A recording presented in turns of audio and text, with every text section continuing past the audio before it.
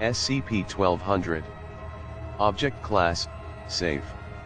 Special Containment Procedures, discovery and seizure of SCP-1200 are performed by FDA under CFR Title 21. Once in the possession of FDA, the recovered samples are to be replaced by non-anomalous duplicates and transferred to Site-197, as the SCP-1200-A entities do not require sustenance or oxygen. They are to be contained in individual reinforced containers and stored in the ITL-1 wing of Site-197, TTT. Description: SCP-1200 designates all chewing gum distributed under the Tastes Like Chewing Gum brand. Packages of SCP-1200 periodically appear in various stores across the United States. The logo present on the packaging identifies the gum's manufacturer as the factory. When an SCP-1200 sample is masticated by a human subject, the sample's anomalous effects will manifest. The particulars and the duration of the effects vary based on the flavor of the sample. Currently, 83 flavors of SCP-1200 have been documented. Swallowing SCP-1200 samples does not produce any further anomalous effects. Addendum 1200-1. Partial list of SCP-1200 flavors. See 1200 EKB for a full list. Designation, effects, label, color. SCP-1200-12.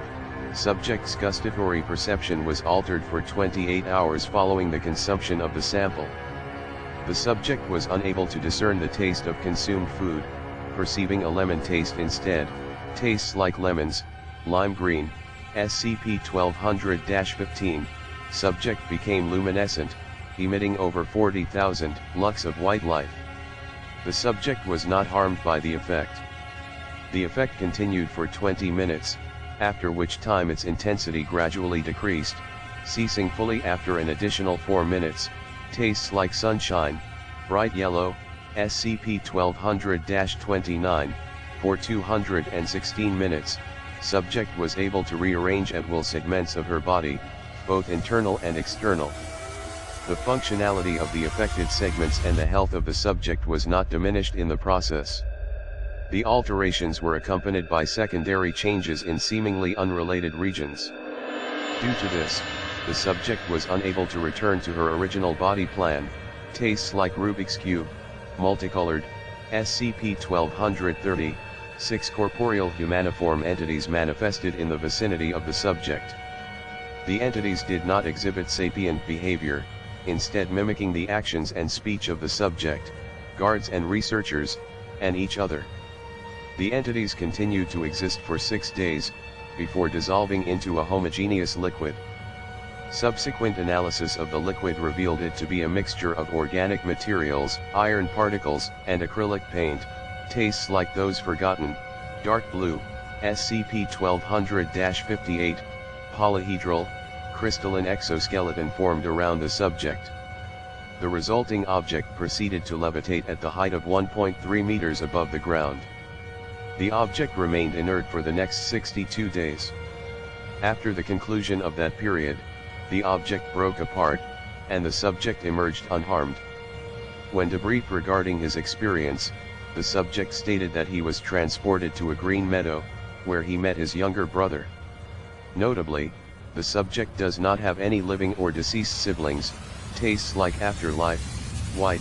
SCP-1200-62, incorporeal, translucent, leporine organisms appeared to emerge from the walls of the subject's cell. The organisms proceeded to reach the subject and burrow inside her body.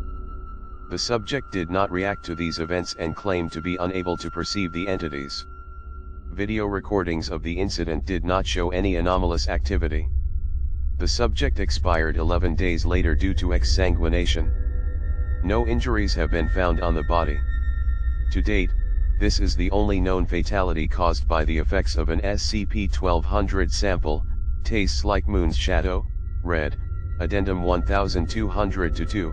On February 20, 2003, while conducting an unrelated investigation, Foundation operatives discovered a facility dedicated to production of SCP-1230. At the time of discovery, the facility was populated by 28 anomalous entities. The entities were subsequently contained, designated SCP-1200-A, and transported to Site-197. Instances of SCP-1200-A are animate humanoid entities composed primarily from wrought iron. SCP-1200-A have been covered in several layers of paint, typically white, dim blue, or yellow. The outer layers of paint are largely absent, while the remaining segments are faded and flaking.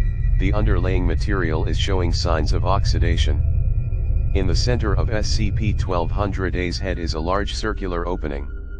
No other features are present. When not contained, the SCP-1200-A entities will attempt to acquire recently deceased human bodies and transform them into SCP-1230. Each entity will locate a suitable cadaver and transport it to the base facility. There, the entity will regurgitate paint, various biological matter, and small slags of iron, into the mouth of the cadaver. The entity will repeat this process over the course of several weeks.